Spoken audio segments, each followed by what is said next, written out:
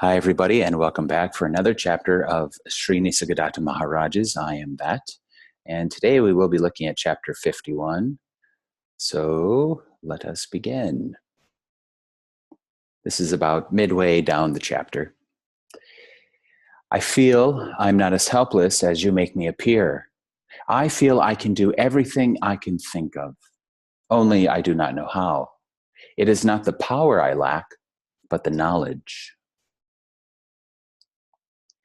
Not knowing the means is admittedly as bad as not having the power. But let us drop the subject for the moment. After all, it is not important why we feel helpless. As long as we see clearly that for the time being, we are helpless. I am now 74 years old, and yet I feel I am an infant.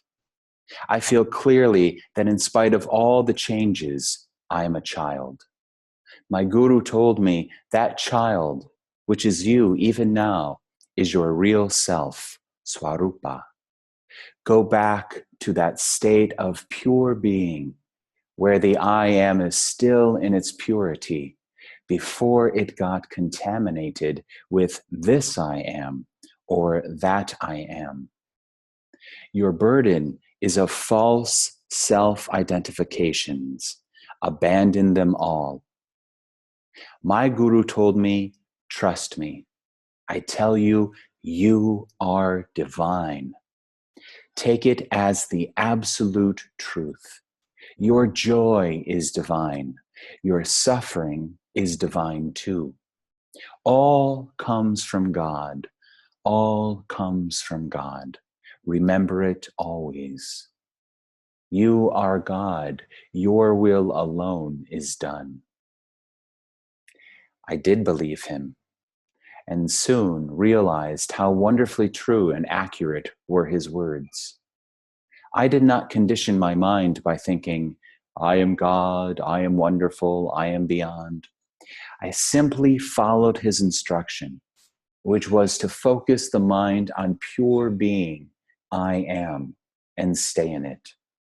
I used to sit for hours together with nothing but the I am in my mind. And soon peace and joy and a deep, all-embracing love became my normal state. In it, all disappeared. Myself, my guru, the life I lived, the world around me. Only peace remained and unfathomable silence.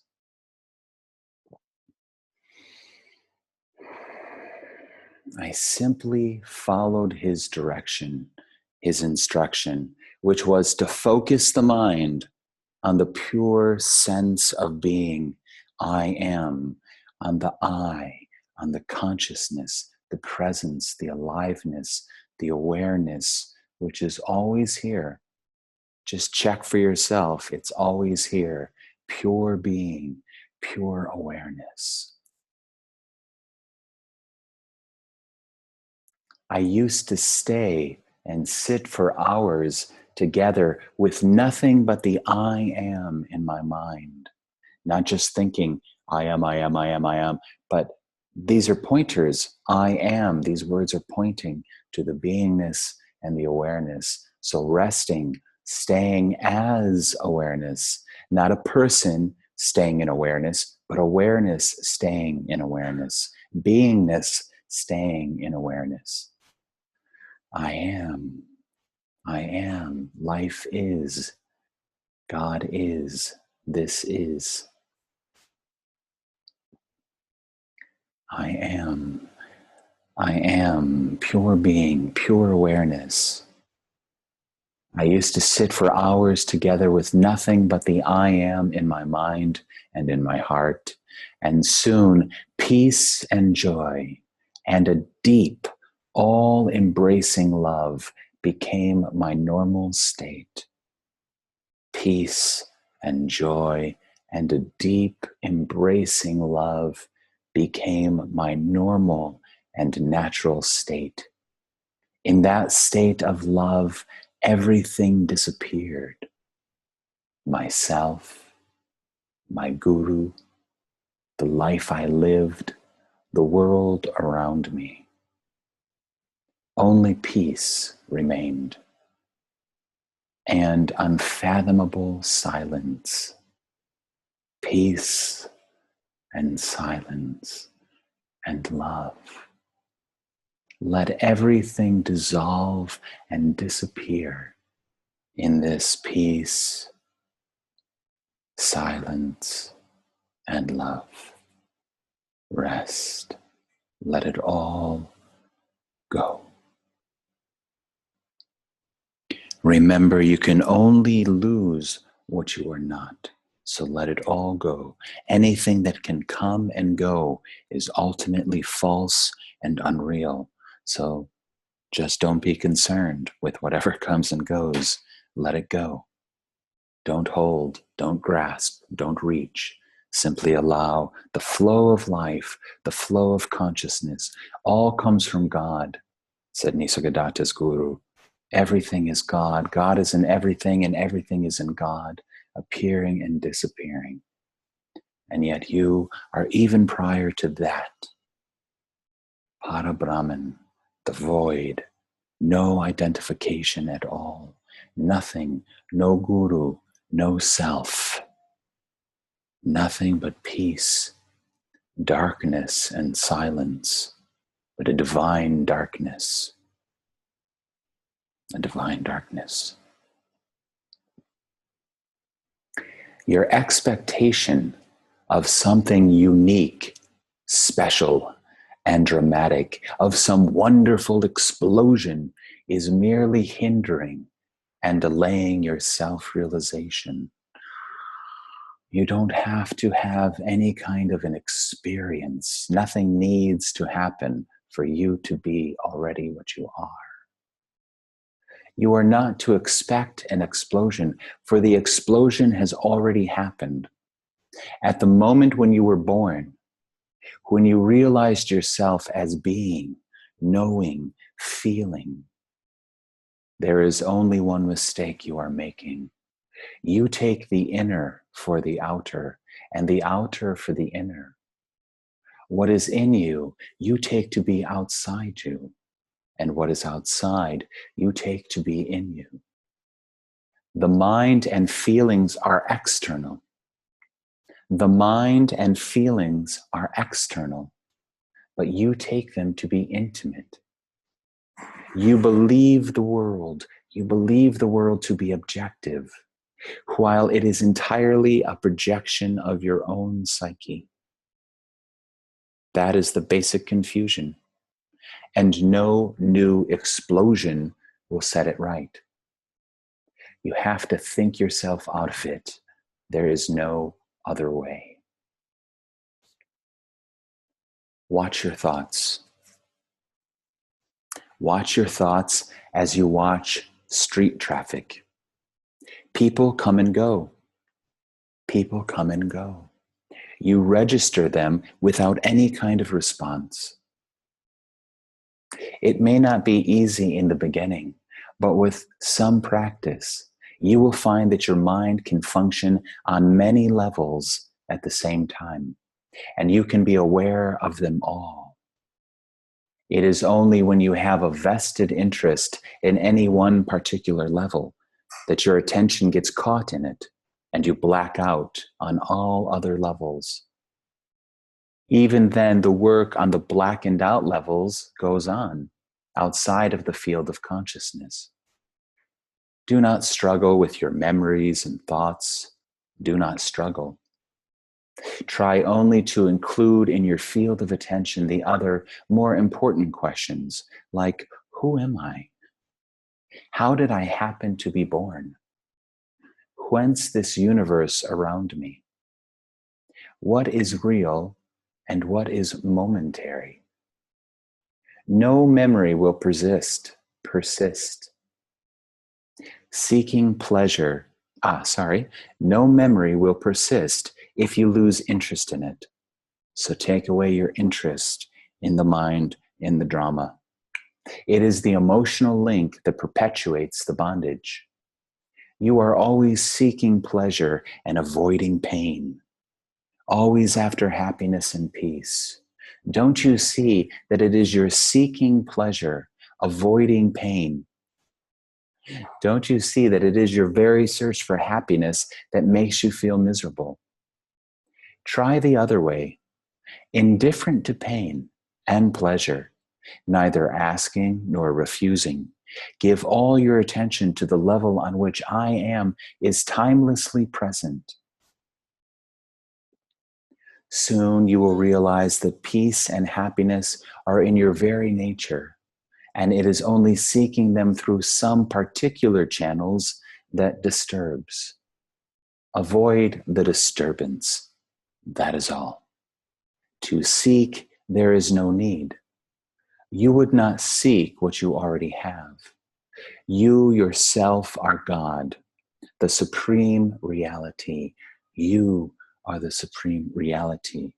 To begin with, trust me, trust the teacher. It enables you to make the first step, and then your trust is justified by your own experience. In every walk of life, initial trust is essential. Without trust, little can be done. Every undertaking is an act of faith. Even your daily bread you eat on trust. By remembering what I told you, you will achieve everything. I am telling you again, you are the all-pervading, all-transcending reality. You are the all-pervading, all-transcending reality. You are the all-pervading, all-transcending reality. Behave accordingly. Think, feel, and act in harmony with the whole, and the actual experience of what I say will dawn upon you in no time. No effort is needed. No effort is needed. Have faith and act on it. Please see that I want nothing from you. I want nothing from you. It is in your own interest that I speak, because above all else, you love yourself. You want yourself secure and happy. Don't be ashamed of it. Don't deny it. It is natural and good to love oneself. It is natural and good to love oneself. Only you should know, what exactly do you love? It is not the body that you love, it is life, perceiving, feeling, thinking, doing, loving, striving, creating. It is that life you love, which is you, which is all. Realize it in its totality, beyond all divisions and limitations, and all your desires will merge in it. For the greater contains the smaller. Therefore, find yourself, for in finding that you find all. Everybody is glad to be, but few know the fullness of it. You come to know by dwelling in your mind on I am, I know, I love, with the will of reaching the deepest meaning behind these words. I am, I know, I love. I am, I know, I love. Can I think I am God? Don't identify yourself with an idea, with a concept, with an image. If you mean by God the unknown, then you merely say, I do not know what I am. I do not know what I am. If you know God as you know yourself, you need not say it. Best is the simple feeling, I am. Dwell on it patiently. Here, patience is wisdom. Don't think of failure. There can be no failure in this undertaking. Pay no attention. Do not fight your thoughts. Just do nothing about them. Let them be. Whatever they are, just let them be, whatever they are. Your very fighting them gives them life. So don't fight with the mind. Don't fight with thought that keeps them alive. Just stop giving them attention. Just disregard. Look through them. Remember to remember whatever happens, happens because I am. All remind you that you are. Everything reminds you that you are, because it can only happen because I am is present and aware. Take full advantage of the fact that to experience, you must be. You need not stop thinking. Don't try to stop thinking. Don't try to control the mind. Just cease being interested in the thoughts, in the drama, in the entertainment. Take away attention. Let it rest back in the heart. It is disinterestedness that liberates. Don't hold on. That is all. The world is made of rings. The hooks are all yours. Make straight your hooks, and nothing can hold you. Give up your addictions, even your addictions to thought, even your addictions to spirituality. There is nothing else to give up.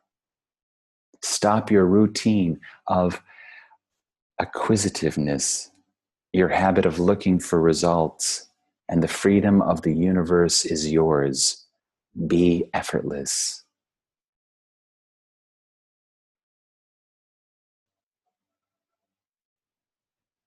Life is effort. There are so many things to do. What needs doing, do it.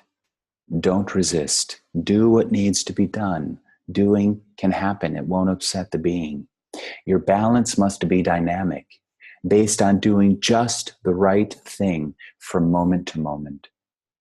Don't be a child unwilling to grow up. Stereotyped gestures and postures will not help you.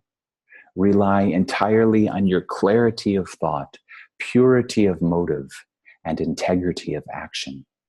You cannot possibly go wrong.